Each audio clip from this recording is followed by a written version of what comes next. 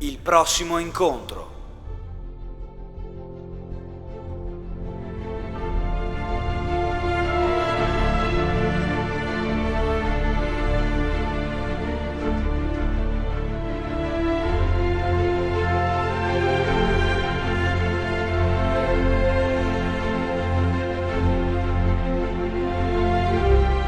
Mi incuriosiva molto l'idea di scrivere delle storie. Io ho fatto giornalismo di carta stampata prima ancora della televisione, quindi non è una novità per me scrivere, ma scrivere delle storie di vita vera, con delle persone viventi, che era un po' proprio quello che io ho proposto poi alla Mondadori PM.